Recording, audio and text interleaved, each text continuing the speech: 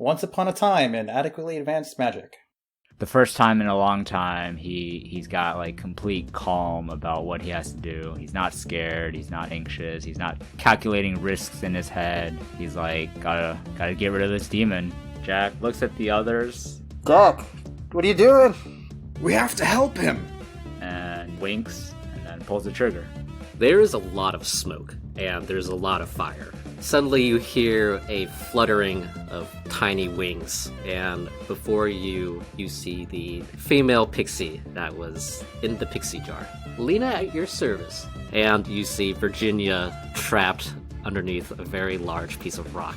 With the combined effort of Galazar, Audrey, Niklaus, and the goblins, y'all are able to lift up the concrete slab, pinning Virginia to the floor.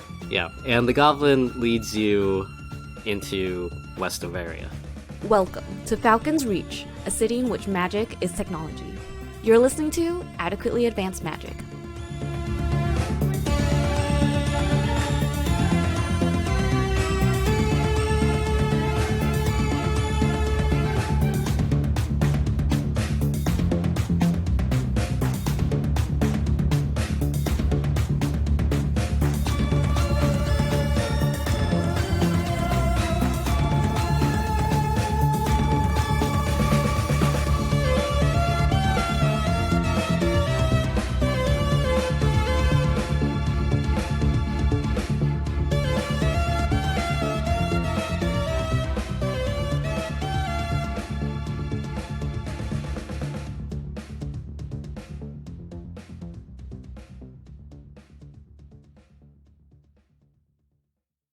Hirkir and Niklaus, the two of you find yourselves back inside the Museum of Falcon's Reach. It's been 3 days since the train heist and the subsequent explosion. Ahead of you in the offices of the Falcon's Reach Museum is a pile of scrap metal, and protruding from the top is a short sword, and on top of the short sword is a familiar-looking beanie. A light rain. We can hear it. Yeah, patters onto the skylight. The skylight. Are Constance and Audrey also there, or? You turn around and you see Gobzu and Audrey. Audrey is sitting at one of the tables, lost in thought. Gobzu is sitting on one of the couches. So Niklaus walks up to the marker, and his fists are clenched at his side, the somber expression on his face. And on the beanie, he notices there's like a section that was damaged, like torn, and he reaches out and slowly moves his hand over it, casting mending on it. And he says, "Jack, we didn't know each other very long, but we went through a hell of a lot together in a very short amount of time. I promise we're going to find out why this happened to us, and we'll make sure that whoever's responsible pays for it, and I'll make sure your family knows what happened to you." And then he steps away. Okay, Hirkir has been, over the previous 3 days, collecting some dirt, some soil, and preparing a little garden at the bottom of the sculpture. And he goes and puts a final handful on the soil he's got there, puts in some seeds for some vines that will grow up into it. Clears his throat, sort of, but then looks away and walks away. Audrey gets up from the table that she's sitting at, and she heads over to the sword. She bows her head a little bit, and from a distance, you can hear her muttering some sort of prayer. And then a couple of seconds later, she gets up and heads back to her table. Gobzu also heads up, and he's not really making any sounds, but you can see just a constant flowing stream of tears. It's like someone left the faucet on. From inside his tracksuit, he pulls out a little painting that he did of Jack, and he puts it at the base of the sculpture. And then he returns to his couch. Can you describe the painting? Yeah, it's just like a little portrait of Jack. He's looking as nervous as he did in life. And upon closer inspection, you see that there's like a painting inside the painting in the back. There's a couple of minutes of silence. Niklaus goes to Gobsu and kind of just sits with him, puts his arm on his shoulder till he's not crying anymore.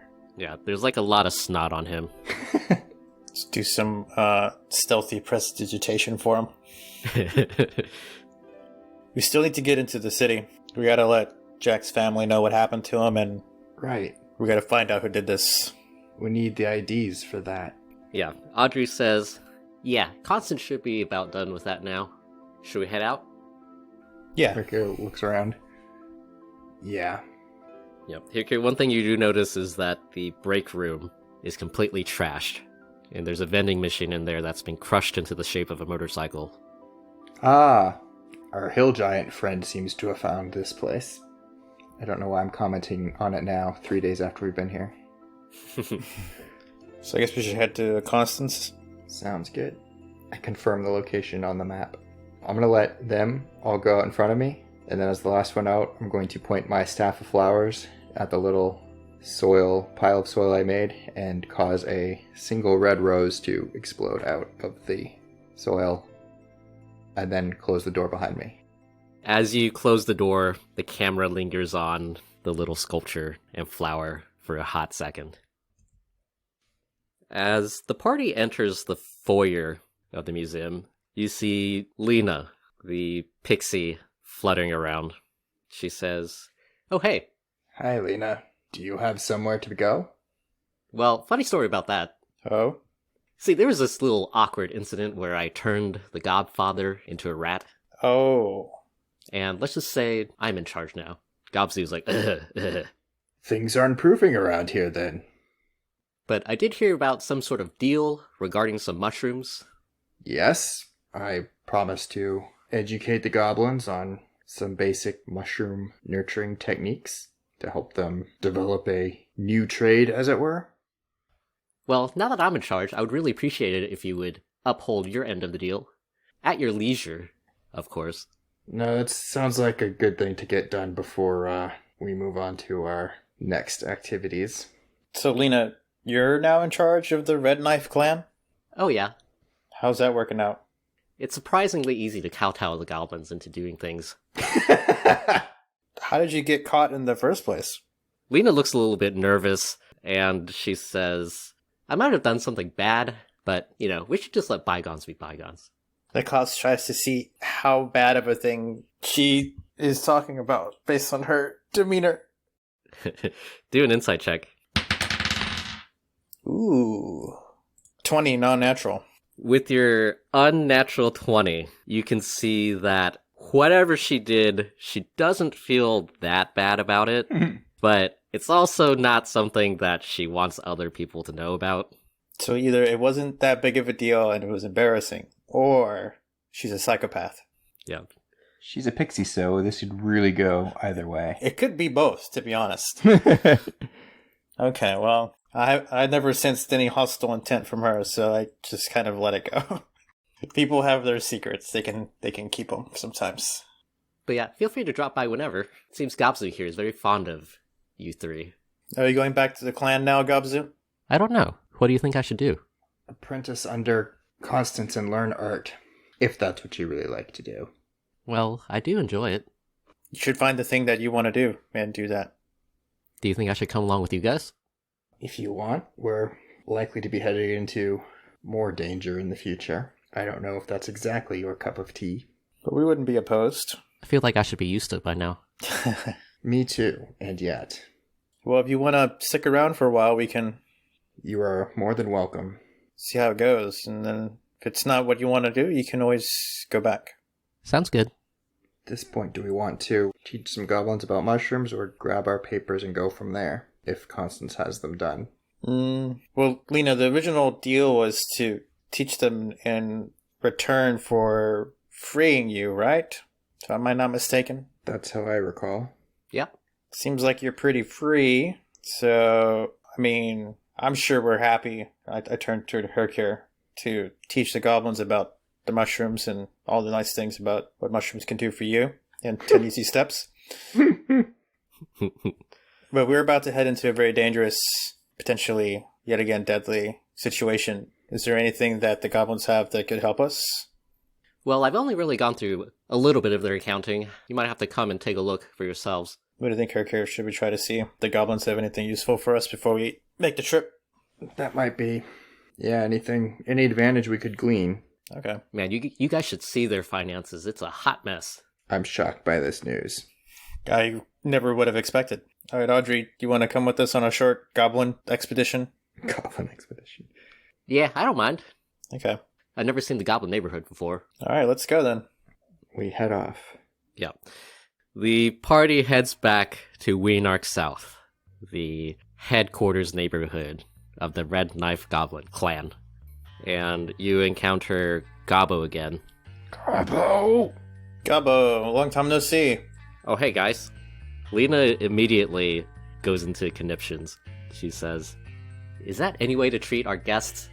You better shape up, Gobbo, or else." Gobbo has like this absolute look of fear on his face. He suddenly stands at attention, does a deep bow, and he says, "Pleased to meet your acquaintances, sirs, ma'am. Please do come in." Niklaus raises an eyebrow. Herc looks confused. Very, very well met, Gobbo. You see the single bead of sweat roll off the side of his head. I see you're working the goblins pretty hard there, Lena. Yeah, what can I say? I don't know, something? Somebody has to bring order around here. I see. Niklaus has a sneaking suspicion of a despotic, tyrannical takeover by the pixie, but he, again, has shrugs and kind of moves on. The group heads inside the neighborhood, back towards the Godfather's office. As you do, you see there's multiple goblins repainting the walls into a lot of pastel colors. The goblin barricade has been removed, and there's a somewhat less crudely constructed set of doors. There's now a normal-sized door here, but within the normal-sized door, there's a goblin-sized door. Like a doggy door? Yeah. And within the goblin-sized door, there's a pixie-sized door. The pixie-sized door is actually in the middle of the door. Hover height. You move fast, Lena. I didn't know goblins had such good carpentry skills. They can if they try. Gobzu looks sort of nervous. Gobzu's like, "I'm sticking with you guys. Let's get out of here." Yeah, he's becoming more and more sure of his decision to go along with you guys. You guys continue towards the Godfather's office, and as you enter, you see that the Godfather has been relegated to a much smaller Cocobolo desk on the side of the room. Is he still a rat? No, he's not a rat anymore. Oh. He seems to be working very busy on some accounting. He says, "Oh, hello." He sees Lena flooding around with her hands on her hips, and he continues, "Sirs, ma'am, how can I help you today?" Lena's like, "How's that accounting coming along, Godfather?" "Oh, it's coming along." Well, we came by to teach the goblins on myceliology, and Niklaus turns to Hercure, looking to see if he got it right. Yeah, mushroom agricultural stuff. Yeah, and also to see if there was anything the goblins had that we could take with us to help us on our journey. Oh. Heard you guys had nice boats. We very much appreciate that, sir. As far as things that can help you, let me get Gobbo. He knows the storage closet the best. Niklaus turns to Hercule like, did he say closet? I think so. Yes, we did find this one thing here. Perhaps you can make use of it. And he pulls out Jack's painting container. The tactical art defense Tactical device. art, yes. Couldn't remember what it was called. Canvas of Smothering. Canvas of Smothering. He hands it over to Niklaus. Was this Jack's? One of our goblins found it as we left the train. I don't know who its previous owner was. He must have dropped it. Anyway. It was Thank our you. companions. Yes, thank you. Gobbo suddenly appears outside the door. Hello, Gobbo. How can I help you? Sirs, Sirs, don't forget the sirs. Sirs and ma'am. Godfather here said you knew the storage closet best. Yeah, come with me, please. Of course. Niklaus Lead the gives a subtle thumbs up. Audrey and Gobzu come along too. Lena stays behind to lecture the Godfather about his math skills. This seems right and good. I follow Gabo. I think that's who we're following. As we were walking, I'm like, hey, Gobzu, do you know Gabo? Oh yeah, I know Gabo. Hey Gabo. Hey, Gobzu. They both look at you. To the storage closet. To the closet. Yeah, you guys arrive at the closet. Gabo opens it up, and inside you see that it's an absolute mess. Ooh. Huh. It seems like there's been a recent attempt at taking inventory. You see a goblin nearby sleeping on the floor. Gabo goes over and kicks him a little bit. And is like, what if she catches you? And the goblin runs out. So is there anything you're looking for? You know, stuff that would be useful for adventuring type things. Magic stuff, weapons, healing, anything like that. Well, help yourselves. You can take a look around. I take a look around. Don't mind if I do. Niklaus suddenly casts Mage Hand to help him sort through the stuff, so he has a third hand. Yeah, both of you guys roll perception checks. 10. It's not that bad. 15. The two of you rummage around the closet, and there's a lot of various knickknacks and things that the goblins have hoarded here over the years. Possibly things that they took off of travelers as they traverse their little toll system that they have. This is where the tolls go. just a giant pile. Just hurled into the closet. So fitting. Checks out. You rummage around and you find... A dead squirrel. Yes, first you find a dead squirrel. Why is this even in here? And then you find... More dead squirrels. Whole family. They chose the wrong place to nest. You find a peculiar-looking pipe. Peculiar looking pipe, like a smoking pipe? Yep. Huh. I examine it more closely. Is there anything about it? Yeah, do a investigate check. 7. It's really hard to tell. It's quite Yes, it peculiar. Quite peculiar. The pipe itself does appear to be very, very old. I call over to Niklaus. Hey, Niklaus. Does this look like something special? It What? seems old. What you got over I found there? this pipe. Here, hold it out to my mage hand. I'll bring it over here. I mage place it hand on the mage hand carefully. Slowly floats over and grabs it while I'm still going through We're my like pile. 10 feet away from each other. It floats over to me. It holds it up and turns it so I can look at it. Yes. So this looks like an old pipe. Okay. Do I see anything else about it, Joey? How about you do the investigate check too? Gonna be a 21. Yeah, you see that there is a magical inscription on the bottom of the pipe. Ooh. In Dwarvish, it says that it is a pipe of smoke monster. Oh yeah, on the bottom of the pipe it says Baruch Kazadai Manuel. It's like pipe of the smoke monster. Interesting. Well, that's kind of cool. Yeah, I speak written Dwarvish, so I know what he says. Dwarvish isn't common over here anymore. It's It is probably not. a relic of a bygone era. Yes, very likely. The hand slowly floats it back over. I put it in my pack. Yeah. Do one of you guys want to give the description for what it does? Yeah. While smoking this pipe, you can use an action to exhale a puff of smoke that takes the form of a single creature, such as a dragon, a flump, or a froghemoth.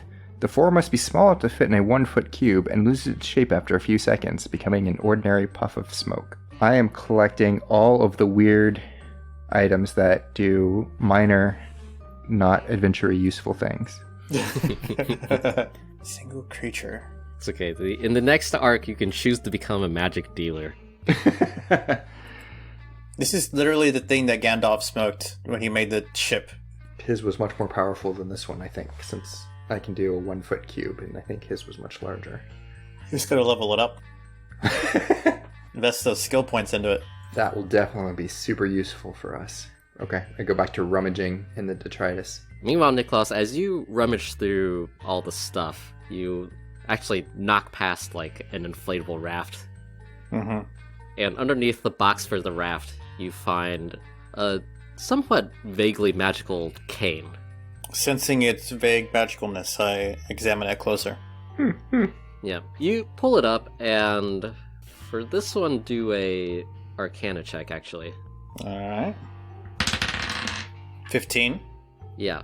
In very, very small letters on the side of the cane, there's like a couple instructions here. It says, when you grasp this walking cane and use a bonus action to speak the command word, it transforms into an ordinary longsword and ceases to be magical. And this is the item itself is called the Veteran's Cane. So it's a stealth longsword. I could see that being potentially useful. Potentially. And each of you managed to find a wayward lost magic pistol that undoubtedly some poor goblin that was forced to come in here to organize everything dropped.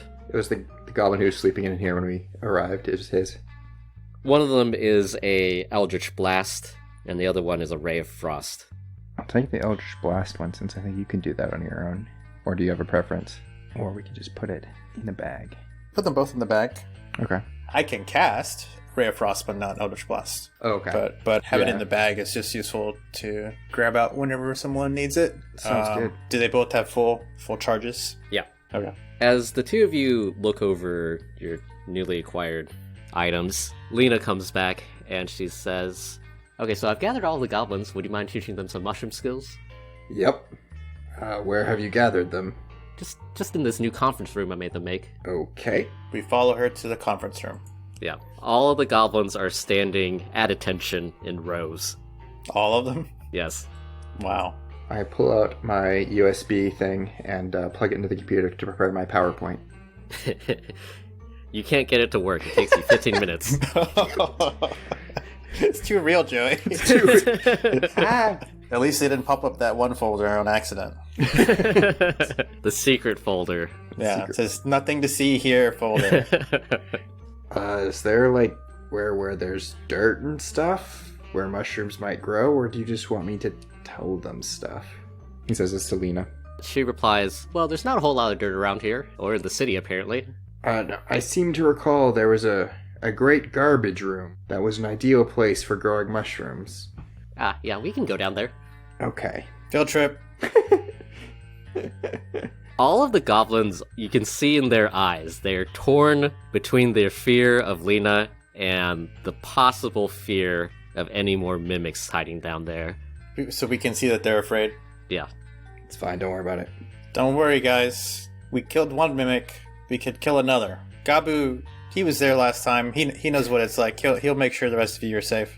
I was like, no. Yeah, Gabo is like, huh? I put my hand on his back and start pushing him towards the front of the line. All right, Gabu. Show him what it is to be a leader.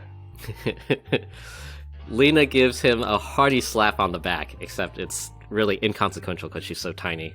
He scratches, he's like, bug. And he's basically like forced to leave the room. And all of the other goblins follow in a single file line down to the basement. How good is their marching? Are they on cadence? They're not particularly great at it until Lena like turns around and glares at all of them. They all suddenly perk up a little bit and start marching in rhythm. Nice. But as soon as she looks away, it gets all disorganized again. And everybody heads down to the trash room. As you enter, you see that there's even more trash than there were before. Seems like somebody has forgotten to call the trash people. That's okay, though. Yeah, Lena says, well, take it away. Alright, Hercure will begin with some opening comments on the need for moist, dark places to grow mushrooms, and he begins, like, wandering around the room looking to see if there's any spots where some are already growing. Yeah, you open up one of the trash bags, and it's very obvious there's some mold in here. He, like, gets distracted by the mold for a minute, then goes back to the mushrooms. And what kind of mushrooms? Are they, like, just sort of wild, or kind of one that would be edible type thing? Do a nature check. 18. Yeah, this is the edible kind. Okay. He gives them a brief lecture on how to tell common types of mushrooms apart and which ones are edible and which ones will kill you. He's doing it very nonchalantly. Yeah, all the goblins are like, uh-huh. And he pulls one of the sort of edible kind and starts like building a little patch and like tearing open garbage and like making like a sort of a bed where the mushrooms could grow. Do you guys have a way to get water in here?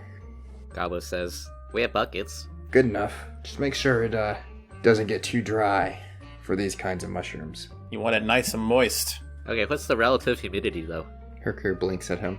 I don't know. Moist or super moist? For this kind of mushroom, you just want moist. You don't want super moist. But because we're inside, you may need to bring some water in periodically. Okay, so just moist. Yes. Moist. The goblins don't really have any other questions. A couple of them start rummaging through the trash bags to see if they can find any other starter mushrooms. He gives some advice on finding starter mushrooms and anything he knows about starting cultivation. Jeremiah doesn't have any idea, so I'm unable to supply Hercure's knowledge in that way. Alright, let's do like one sort of general nature check to see how all of your teachings go. 12. Yeah, about 50% of the goblins seem like they know what they're doing now. They can teach the rest. Yeah, at least one of them ate one of the poisonous ones and is Uh-oh. now like foaming at the mouth. Alright, But he'll be fine. he'll be fine. And that's why we don't eat mushrooms we're not sure about. Lena says, yeah, you can let them do their own thing now. Okay. If I'm in the neighborhood, I'll drop by again and see if I can do anything else helpful. Sounds good. Where are you headed to next? Oh, here and there. Well, feel free to come back and visit. Thank you. Yeah, we'll be back. Are you ready to go, Gobsu? Yeah. Is any other goblins you want to say bye to? Nah, I already said bye to everybody. Okay, well, shall we go find Constance then? Yep. Alright. Lead the way, Audrey. Alright. Lena and the Godfather escort you guys out to the front door. As the five of you... No, wait. As the four of you head out, Sad. Lena waves. The Godfather looks rather obstinate, and then Lena elbows him, and then he suddenly starts waving at you guys. How about both of you guys do a perception check? It's gonna be a 15 for me, dog. 21 for Hercure. Here, as you're walking away, you're pretty sure you hear Lena mention about some plan to take over the city. Well, that checks out. I don't know. Yeah, and then she's like, tee-hee, and then you guys walk away. Don't know if the dragon will allow that, but sure. It's fine, everything's fine. The four of you head towards Constance's second safe house, which is marked on your map. And eventually you arrive outside what appears to be a JYMO-backed restaurant. It's a chain, I assume. Yeah. The four of you arrive outside a chain restaurant called Burritos. Inside you see the chef making mystery burritos. The restaurant appears to be the address that Constance gave you. I mean, I guess I was a little bit hungry. Yeah. Is this the right address, Audrey? Yeah. I'm like double checking looking at the map and like checking the street signs. Do I see any paintings on the wall? Do a perception check. It's a 6. Yeah, there's a couple, but you don't have the necessary artistic skills to determine whether or not they would be drawn by Constance. I stay away from the walls as I walk in. Yeah, the inside is pretty hot and sweaty. Niklas wipes his brow with a kerchief. He's like, why is it so hot in here? The cook from behind the counter is making a bunch of burritos, mystery burritos. He's doing his best to use both prestidigitation seasoning as well as regular seasonings. As you enter, you take a pretty good look at him. He's an older human with a scraggly beard and dark hair. He has this JYMO supplied chef's hat on and a JYMO branded apron. As you enter, he sees you guys, and then he sees Audrey. And just given Audrey's resemblance to Constance, he says, "Head downstairs, unless you want a burrito." I'll take one to go. Me too. All right, what flavor do you want? The red one. Is there like a menu? Yeah, there's salty, sweet, and spicy. I will have a spicy one. All right, 2 spicy ones. That'll be 3 gold each. I pay the 3 gold out of... Yeah, we pay it from the bank. He gives you guys the burritos and once again points towards the stairs leading down. We go down. You guys head down the stairs and you encounter a thick, heavy bolted metal door with a little slidey hole. That's the technical term, right? Yeah. We knock at the... Or Niklaus knocks. A couple seconds later, the little slidey hole slides open and you see Constance peering out. She says, ugh. Hi, Constance. It's you guys. It's us. I'm glad you're alive. So are Me we. too. Can we continue this conversation inside? She opens the door and lets you guys in. Once the door closes, your eyes adjust a little bit and you see that the walls are full of paintings. Niklaus remains by the door. Is this new work? Hercule asks Constance. It's a little repository that I keep Ah, for emergencies. emergency art? Hercule scratches his head. You wouldn't believe the things you can use art for. He thinks back to their first meeting. Gobzu's like, take notes. We don't want to disturb you too much, but we wanted to know if our new IDs were ready. Yeah, I tried really hard too. We appreciate the effort. Constance is like, yeah, your IDs are ready. I really wanted to make the one of Jack, but That She would have looks- been nice. a little bit disappointed. She pulls out 3 IDs for Kirkir, Niklaus, and Audrey. Gobzu already has one. There's one last thing you need to do. You gotta pick your fake names. Right. Yeah. Let me just think of one real quick. I'll go with Rickmar. Constance says, Rickmar what? I need more? Hercule looks absolutely confused by this. Don't you have a surname? No. Kirkir who goes by one name? Yes. What if you run into another Kirkir? What if? Won't it get really confusing? I haven't thought about it that much. Well, I was only asking for clarification. Rickmar, who goes by one name. Okay, you can put down my alias as Dr. Azad. How do you spell it? Dyaararazad. I generated this name myself. Did you want to add a surname, Kirkir? No. Wait, no. Maybe? Just rock the one. Just have the one name. Okay. Like the famous singer, Bear. I will actually be adapting a symbol for my name. Constance is like, okay. Just let me put these in. She heads to a workshop table in the back, and you hear some construction sounds. And she comes back a few minutes later, and she hands each of you your new IDs. Wow, that's really good. Yeah, she pulls out the little machine that lets you test it. Okay, I test it. You swipe it over the thing, a little 3D hologram of your face shows up. Whoa. You can see that she really got all the details in there, including like any current pimples that you might have. Wow. That is impressive, Constance. Yeah, I'm the best. So when are we going into the city? What time of day? You can say it's like noon. Okay. We could go in today. She says, okay, just let me pack up, Wait, you're coming with us? because I'm coming too. Apparently my sister can't avoid life-threatening situations. True. Mm-hmm. Audrey's just like, are you sure you want to come? And Constance is like, yeah, you're dumb. And they start fighting again. Ladies. Hercule's just like, guys, come on. Go ahead and roll a wisdom saving throw. A wisdom saving throw. Well, that's a natural 1, so... Just like the last time, they both simultaneously look at you, and they're both like, what? Hercule's like, nothing. And like, takes a few steps back. Niklaus in his head is just like, I wonder if he'll ever learn. They continue to argue, but the arguing is a little bit more soft than the first time around. I think they're starting to get along. Is that what it seems like to you? Hercule's like, still. Yeah, your feelings are like hurt. Damaged, yes.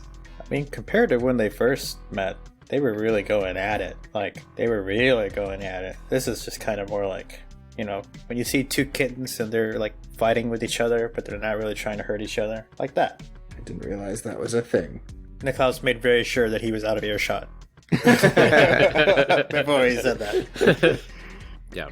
The entire time that they're arguing, Constance is simultaneously packing all her stuff. And it's not very clear if Audrey notices that she's doing this. Hercure is now investigating a piece of art on the wall very closely. Niklaus is in her kitchen eating his bowl, burrito bowl. Nice. She continues to pack, and then very, almost too naturally, she starts leaving. And the entire time they're still yelling, so Audrey also starts to follow Constance to continue the argument, and they start leaving. Niklaus just finishes his meal and starts getting ready to go. Hercure waits for everyone else to go and leaves last. Yeah, Gobsu follows Niklaus out. He just has this absolutely confused look on his face. Same. I thought maybe Hercure's is more chagrined. Constance and Audrey continue to argue as they keep walking down the street. And a couple of miles later, you find yourself standing outside the outer wall, or technically the inner wall, that separates West Overia with the inner Falcon's Reach district of Canaloon. Hercure just sort of looks up at it and at the gate. Niklaus double checks his ID, makes sure he has it, he didn't lose it. Make sure he doesn't have any liquids and packages larger than 3 ounces. Gets ready to take off his belt and his shoes and go through the security. Yeah, Constance stealthily leads everybody, or mainly just Audrey, into the pedestrian queue to get into the city. And then suddenly Audrey was like, oh, we're here. God damn it, Constance! It's kind of impressive. Constance is like, ugh. You take a look at the wall. In this section, you see that the bottom half is aged limestone brick. It has this sort of yellowish hue. And then built on top of that is straight concrete that has been rain-stained. You can see these dark black streaks that sort of drip down from the top. On the sides are some sections that have been completely rebuilt from concrete. There's in areas where the original wall was obviously damaged, it's been filled in with concrete. What's the entrance look like? Where we have to go through? Ahead of you, you see a gate. And further behind that, you see several booths of FRPD officers essentially doing visa work. The line is somewhat long. It seems there's a little bit of a wait to get to the booths. I would expect nothing else. I ask Audrey and Constance what their aliases are.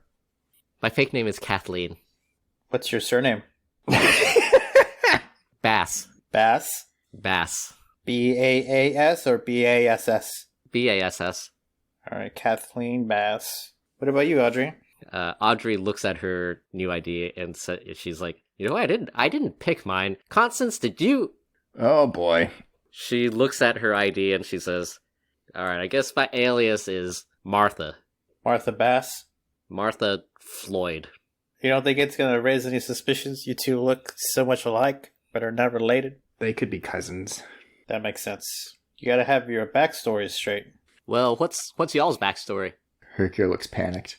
Well, you better think of it fast, because... Fortunately, I have some time. I guess there's some freedom in getting to choose who you want to be. We're gonna go into, the video game mode where it's are you sure this is what you want to look like? Would you like to change any of your background?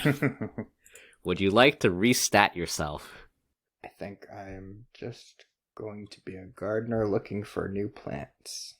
The line goes faster than one would expect. It seems like they actually have a pretty decent number of booths open. That never happens. Hey, this is a fantasy role-playing game, okay? It's the only place that happens. The booths are done on an individual basis, so Audrey goes, Constance goes, and Gopsu goes. And eventually, one of the guys in the booths calls you over, Hercure. Hercure walks over, presents his credentials as he's seen everyone else do during the wait. Yeah. The police officer, a young, baby-faced half-elf, with red hair. He swipes your ID over sort of a similar machine that you saw in Constance's place, and your face pops up. And he says, all right, name? Rickmar. Rickmar, no last name? No last name. Orc style. What's the intended purpose of your visit? I'm going to buy some plants. He looks at the ID, and he looks at you, and he swipes your ID on a different machine, and then he hands it back to you. Have a good trip. Thank you. Herkier walks through the gate. A different officer calls you up, Niklaus. Niklaus walks up, presents his ID. He acts a little bit hungover. This officer, a woman with short brown hair and sort of a scowl. She says, name? My name's Dyarazad. And what is the purpose of your visit? I was just having some fun west of area. I'm just heading home. She also looks you up and down. She scowls even farther. I give her a little bit of a smile. She looks on disapprovingly. But she swipes you in. She hands you your ID back. Have a great day, I say, as I walk past. The party... has just gotten started. Yes. Leaves the back end, like the, I don't know. I don't even know what you would call it. You put your shoes back on. The back end of security. We have passed through the security checkpoint. And as you collect your belongings and awkwardly try to put your shoes on around a bunch of other people, God, that's the worst. you see there is a Wolf News Illusion news bit playing on the wall. Any headlines? And it says, train robbery gang reported dead in failed heist. The story goes that a former disgruntled employee of one of the subsidiaries of one of the corporations decided to rob a train, having put together a gang. And very briefly, Audrey's name and picture pop up. And Audrey's like, is that what I really look like? Is it what she really looks like? It is actually what she really looks like. And the story continues that Audrey and her gang of train thieves attempted to rob an outgoing train to Edgefield Prison, but were thwarted by security forces, and the entire gang was killed. Okay. I guess that means they're not going to be looking for you. Audrey says, yeah. And then under her breath, she says, thanks, Virginia. Correct. Gobzu finally gets his last shoe on. There were only two. And he says, well, shall we, guys? Let's do it. Yeah. The party heads down a long tunnel. And at the end is just a bunch of bright light. And as you get closer to the end, the light gets brighter and brighter. And even though you're not dead, the camera cuts to white as you approach the end of the tunnel.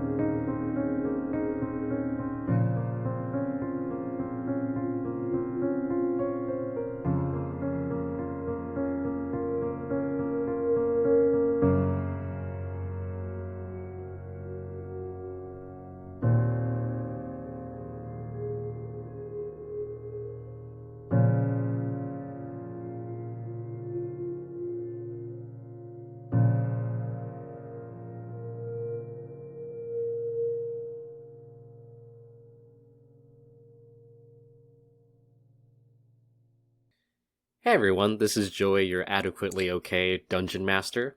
That's the official end of Season 1. We had some scheduling issues, so we weren't exactly sure when this episode would come out, but it all ended up okay in the end. We're taking a short break from the campaign to continue our Goblin bonus episodes with a special guest. Those will run for about 3 to 4 weeks, and then we're going to introduce our new third character to kick off Season 2. If you've enjoyed listening to us so far, it would really mean a lot to us if you shared the podcast or mentioned us on social media. Our Twitter and Instagram are both AAMagicPod. We don't really do a whole lot of advertising, so we super appreciate any shoutouts or recommendations. Thanks again for listening, and we'll catch y'all next week as Goblet, Goblet, and Lloyd return.